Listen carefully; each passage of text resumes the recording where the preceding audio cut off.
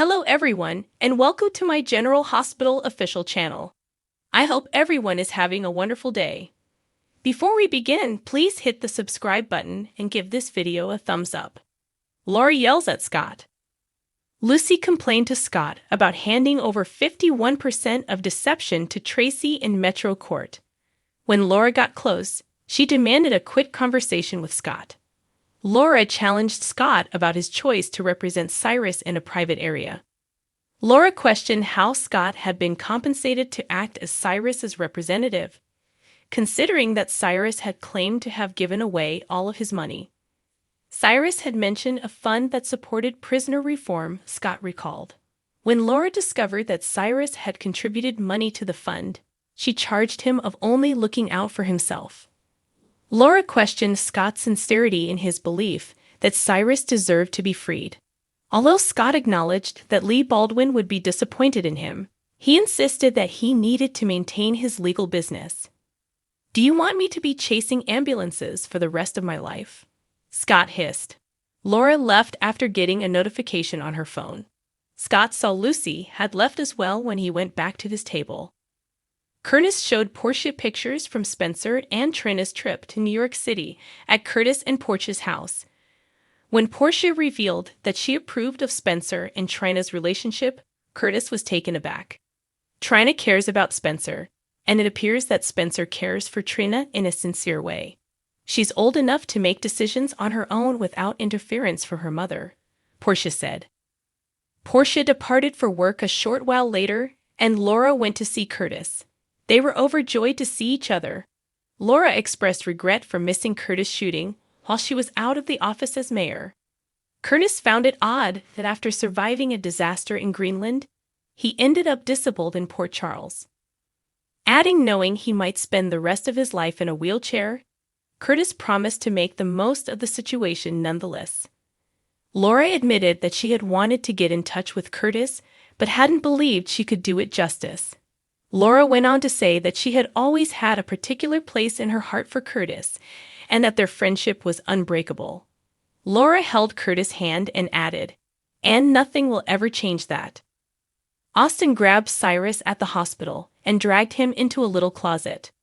Austin threatened Cyrus with a scalpel and said that Cyrus was attempting to have Ava killed. Austin was politely instructed to put down the scalpel by Cyrus, who also requested permission to enter Mason's room. Mason should fully recover, TG stated in Mason's room. Mason boasted that he had avoided worse circumstances when TG predicted that he would most certainly go to jail. TJ left, and then Cyrus and Austin showed up. Mason was confronted by Cyrus for defying his orders to release Ava. The suffering Mason would experience if he ever betrayed Cyrus again, Cyrus warned, would be far worse than the pain he had experienced when he had been shot.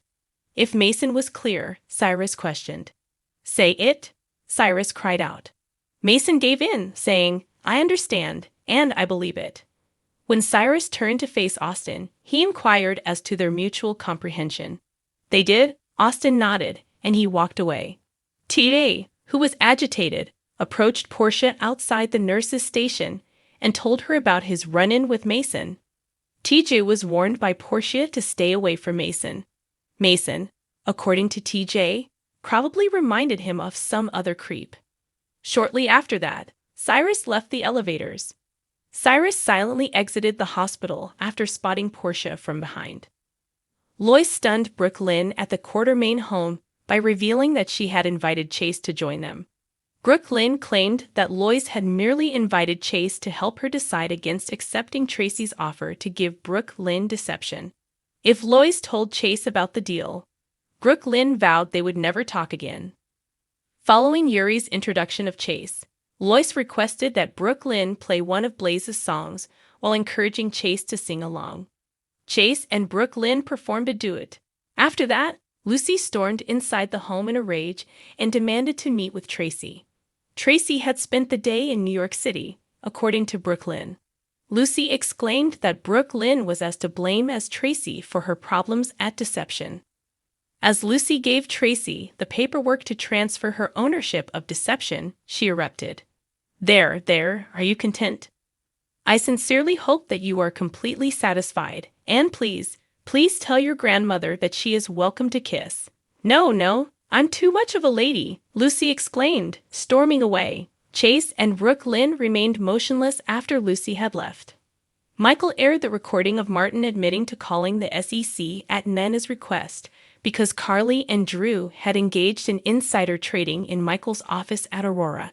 When Martin showed there, he cautioned Michael against sending the recording to Sunny.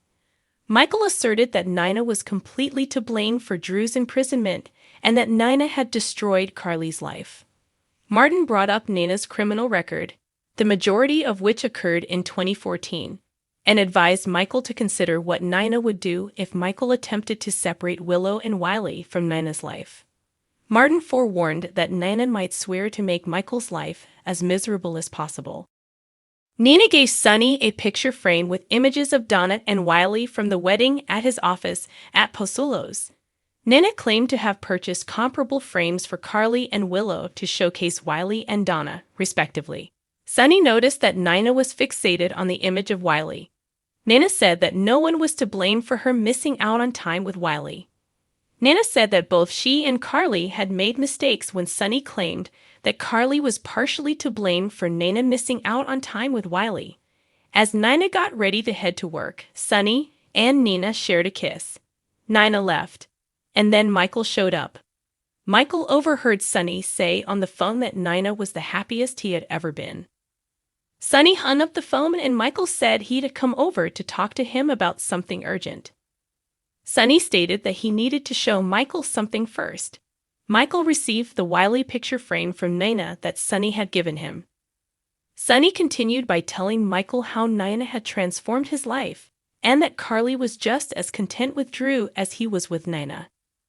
Michael claimed that he had visited Sunny because of Drew. Sunny advised him to get in touch with Nina and ask her to use Crimson to sway opinion in Drew's favor. Michael made an effort to persuade Sunny not to ask Nina for assistance. Michael attending the wedding made Sunny happy, he said. You know I love Nina, right? Like you and Willow. I want this to endure forever, Sunny added. Michael declared that he had to go back to work. Sunny recalled that Michael had called to give him some crucial information. Michael asserted that he would take care of the situation alone. Michael could contact Sunny at any time, and Sunny also expressed his affection for him. They hugged, with Sunny encircling Michael in his arms. Michael dialed Crimson from outside Sunny's office and inquired as to whether Nina was present. No message, please. Are you anticipating her return soon? Good. Before leaving, Michael made a phone call to a friend and said, I'll speak to her when I see her. Nina noticed Martin sitting alone at the bar in Metro Court. Nina claimed that Martin had disappointed her. He said sorry. When Martin concluded that Nina had not been discussing his admission to Michael, but rather a business concern, he chose not to let Nina know that Michael was aware that she had given him instructions to contact the SEC regarding Drew and Carly's insider trading. Thanks for watching if you liked this video.